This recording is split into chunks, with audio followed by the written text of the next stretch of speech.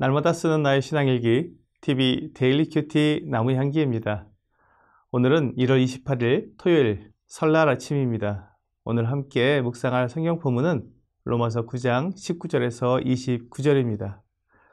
혹 내가 내게 말하기를 그러면 하나님이 어찌하여 허물하시느냐 누가 그 뜻을 대적하느냐 하리니 이 사람아 내가 누구이기에 감히 하나님께 반문하느냐 지음을 받은 물건이 지은 자에게 어찌 나를 이같이 만들었느냐 말하겠느냐 토기장이가 진흙 한 덩어리로 하나는 귀 쓸 그릇을 하나는 천이 쓸 그릇을 만들 권한이 없느냐 만일 하나님이 그의 진노를 보이시고 그의 능력을 알게 하고자 하사 멸하기로 준비된 진노의 그릇을 오래 참으심으로 관용하시고 또한 영광받기로 예비하신 바 긍휼의 그릇에 대하여 그 영광의 풍성함을 알게 하고자 하셨을지라도 무슨 말을 하리요? 이 그릇은 우리니 곧 유대인 중에서뿐 아니라 이방인 중에서도 부르신 자니라. 호세아의 글에도 이르기를 내가 내 백성 아닌 자를 내 백성이라 사랑하지 아니한 자를 사랑한 자라 부르리라. 너희는 내 백성이 아니라 한 그곳에서 그들이 살아계신 하나님의 아들이라 일컬음을 받으리라 함과 같으니라. 또 이사야가 이스라엘에 관하여 외치되 이스라엘 자손들의 수가 비록 바다의 모래 같을지라도 남은 자만 구원을 받으리니 주께서 땅 위에서 그 말씀을 이루고 속히 시행하시리라 하셨느니라. 또한 이사야가 미리 말한 바 만일 만군의 주께서 우리에게 씨를 남겨두지 아니하셨더라면 우리가 소돔과 같이 되고 고모라와 같았으리로다 함과 같으니라. 오늘은 우리의 명절인 설날입니다. 가족, 친척들과 함께 즐거운 시간을 보내면서 함께 주님의 은혜를 나누는 뜻깊은 명절이 되기를 바랍니다. 바울은 계속해서 하나님의 주권과 선택에 대해 말씀하고 있습니다. 하나님께서 모세를 통해 이스라엘을 애굽에서 건져내라고 말씀하시고 그에게 하나님의 이적을 보여주셔서 순종하게 하셨습니다. 또한 애굽의 바로에게도 하나님의 뜻을 말씀하시고 그에게 많은 이적을 보여주셔서 그가 하나님을 믿고 순종할 수 있게 하셨습니다. 하지만 모세는 하나님께 순종하였고 바로는 불순종했습니다. 그래서 모세는 하나님께 긍휼히 여기심을 얻었고 바로는 완악함을 통해 징계를 받았습니다. 본문 19절에서 사람들은 그러면 하나님이 어찌하여 허물하시느냐 누가 그 뜻을 대적하느냐고 묻습니다. 모세는 하나님의 백성을 위한 도구로 사용하시고 바로는 이스라엘을 대적하는 도구로 사용하시면서 어떻게 바로를 징계하실 수 있느냐는 말입니다. 그러자 바울이 대답합니다. 이 사람아 내가 누구이기에 감히 하나님께 반문하느냐 지음을 받은 물건이 지은 자에게 어찌 나를 이같이 만들었느냐 말하겠느냐. 바울은 하나님의 주권에 대해서 말하고 있습니다. 하나님은 누구든지 하나님이 원하시는 대로 역할을 맡길 수 있다는 것입니다. 하나님께서 이스라엘을 택하셔서 하나님의 백성으로 삼으신 것에 대해서도 아무도 말할 수 없습니다. 그것이 하나님의 주권이기 때문입니다. 이 세상을 창조하시는 분께서 누구는 남자로 만드시고 누구는 여자로 만드시는 것에 대해서 불평할 수 없습니다.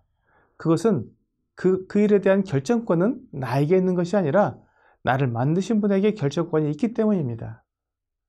그런 결정권은 내게 없어도 내가 결정할 수 있는 것이 있습니다. 그것은 하나님의 말씀에 순종할 것인가 불순종할 것인가에 대한 결정권입니다. 이스라엘은 분명히 하나님의 선택을 받은 민족입니다. 하지만 이스라엘 자손의 수가 바다의 모래 같을지라도 남은 자만 구원을 받는다고 말하고 있습니다. 이스라엘에게서 난 그들이 다 이스라엘이 아니요 곧 육신의 자녀가 하나님의 자녀가 아니요 오직 약속의 자녀가 씨로 여기심을 받느니라고 8절에서 말씀하고 있는데 이것이 하나님의 뜻입니다.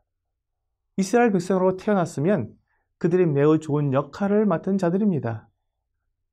하나님께서 그들과 함께 하시기 때문에 그들은 큰 은혜를 받은 사람들입니다. 하지만 그들이 모두 구원받는 것은 아니라 오직 남은 자만 구원을 받습니다. 왜 이렇게 선택받은 이스라엘 가운데서 버림을 받는 사람들이 나옵니까? 그것은 그들이 올바른 결정을 하지 않았기 때문입니다.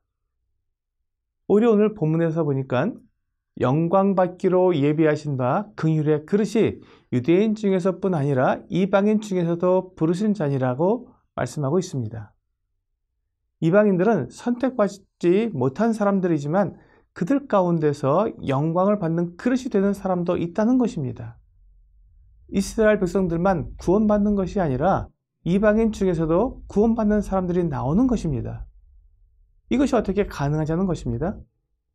이것이 하나님의 주권과 사람의 반응입니다. 하나님은 주권자로서 사람들에게 각자의 역할을 맡기셨습니다. 그런데 그 역할을 하는 중에 하나님의 복음과 은혜를 만나게 됩니다. 이때 각 사람이 어떻게 반응할지는 그 사람의 결정에 달려 있다는 것입니다. 하나님은 각 사람에게 역할을 주셨지 결정까지 해주신 것은 아닙니다. 그러므로 우리가 이방인이지만 하나님의 복음에 순종하게 되면 너희는 내 백성이 아니라 한 그곳에서 그들이 살아계신 하나님의 아들이라 일컬음을 받게 되는 것입니다. 그렇습니다. 우리가 구원받는 것은 하나님의 선택에 의해서가 아니라 오직 믿음으로입니다. 모든 사람은 각자에게 주어진 자리에서 하나님의 은혜를 경험하고 믿음으로 나아와야 합니다. 오늘의 적용 질문을 보겠습니다.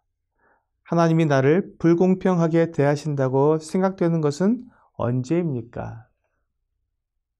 사실 이 세상의 삶은 언제나 불공평합니다. 하나님은 사람을 공평하게 만들지 않으셨습니다. 어떤 사람은 부자로 태어나고 어떤 사람은 가난하게 태어납니다. 어떤 사람은 많은 재능을 가지고 태어나고 어떤 사람은 재능이 거의 없습니다. 어떤 사람은 잘생겼고 어떤 사람은 그렇지 않습니다. 어떤 사람은 키가 크고 어떤 사람은 키가 작습니다. 그렇다고 그 모든 것을 다 불평할 수는 없습니다. 나에게 주어진 이 불공평한 상황에서 내가 어떤 삶을 살아갈 것인지 결정해야 합니다. 하나님을 믿고 순종하며 살아갈 것인지 아니면 하나님을 거절하고 부인하며 살아갈 것인지 내가 결정하는 것입니다. 그리고 그것에 대해 하나님 앞에서 심판을 받게 될 것입니다. 오늘 나에게 있는 다른 사람과 다른 점에 대해 불평하기보다 나에게 주어진 은혜에 감사하며 믿음으로 구원을 얻는 여러분과 제가 되기를 주 예수님의 이름으로 기도합니다.